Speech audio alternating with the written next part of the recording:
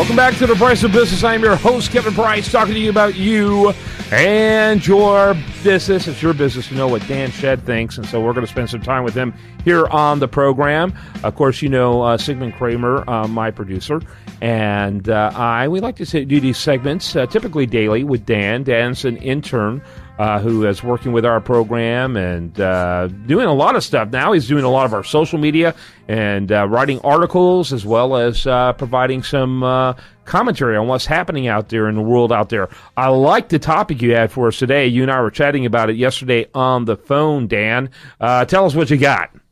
Well, according to a study in conjunction with Rutgers University in New Jersey, people who are on Facebook and Twitter are less likely than others to share their opinions on on hot button issues such as politics or, hot topic news, in fear of being reprimanded for their opinions.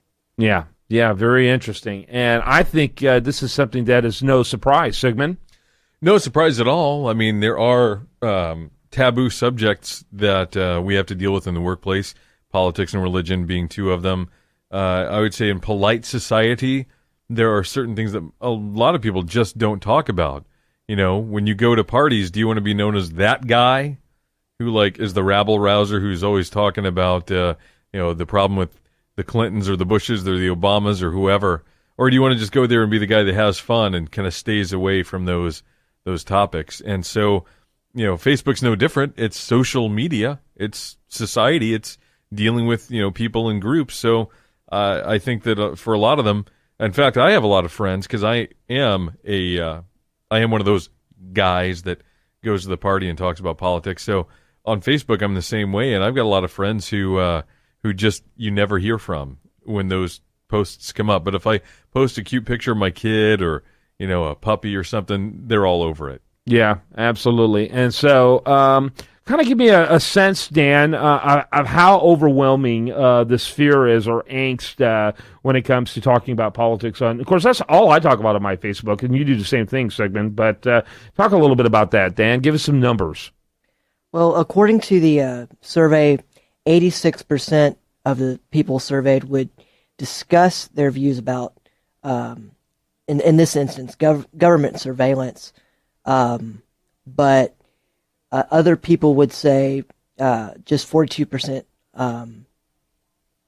would say that, they're just going to post it online and not really go into it hardcore.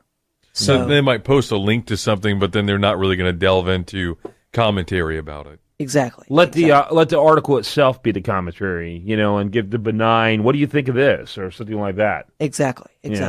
Yeah, that's interesting. What about you? I mean, you're not particularly political, to be honest with you, Dan. How are you?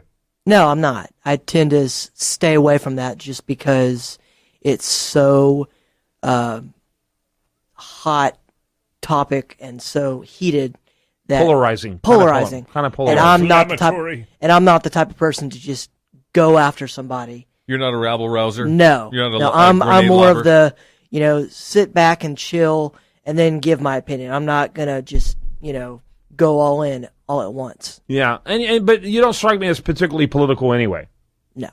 You're more passionate about sports. Yes. So, yeah. So how do you feel about Jennifer Lawrence's nude pictures? Yeah, now you're talking. Yeah. That's a sport, isn't it? That is very sporty. I haven't seen them, though. Have you seen those? No, and I'm not going to, just because I feel creepy. I don't want to have to take a shower every time I go online, and that's one of those things really? Obviously, she didn't mean for it to be public. I'm going to, not invade her privacy any further. Is she one of the ones saying they're not even real? No, they're real. They're real. Yeah. She didn't say that.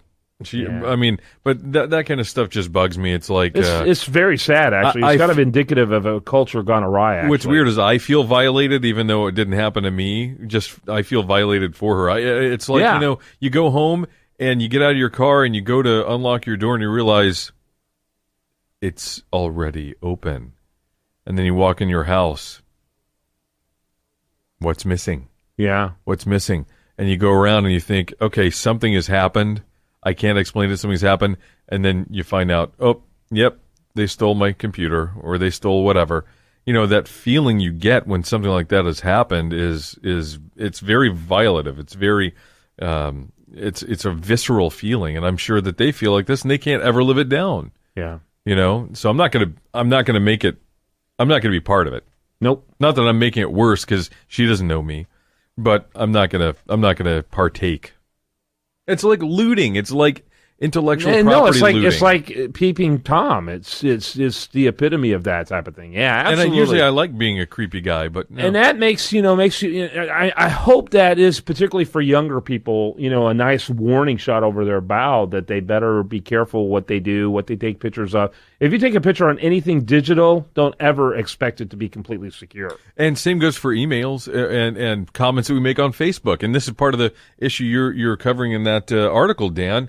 Whatever you put out online, it's there forever, and it can be accessed, whether you really want to have it accessed in the future or not. Don't drunk post, I'll tell you that. That's for sure. Yeah. Do you do that? Do you take pictures of yourself inebriated or high or nothing like that? He's shaking his head no, but which means yes. Yes, that's true. Especially on tell. radio. On radio, when people will really mean no, they actually say it. They don't shake their head no. So, what about that? Well, I'm very careful about that stuff because I know it can hurt me in the long run. I'm very cautious about what I put on Facebook or Twitter because, stuff can be taken the wrong way. And when you do something stupid, you think, oh, it's just stupidity and nobody's going to care. Well, it can really come back to bite you. Yeah. When does that ever happen? Yeah, just ask Jennifer Lawrence. But it didn't even get to Facebook or on social media. You remember one of my favorite movies is Almost Famous? Yeah. I can see Dan on top of the house. I am a god! As he jumps into the pool. I can see that. Did you see that? It's happened. I know it has. Yeah. He's turning red, which makes me totally think that red. It's happened multiple probably times. really has happened. Multiple times. Dan Shedd, he is working with us here, doing a great job. We're having fun. You're going to see more of him on our social media. If you check us out at U.S. Daily Review social media, Price of Business social media, all over the place, you're going to find more of Dan Shedd as he gets the good message out of the stuff we're doing. And Dan, always fun picking on you, man. Thanks. Yeah, keep on coming back so we can keep picking on you. Oh, yeah, I'll be back. All right, that wraps up another great program. Do want to give thanks to our friends over at Abbey Executive Suites, Bob Lozer, and USI.biz. Make sure you check them all out. They brought to you today's program. Have a great day and spend it right here on this station.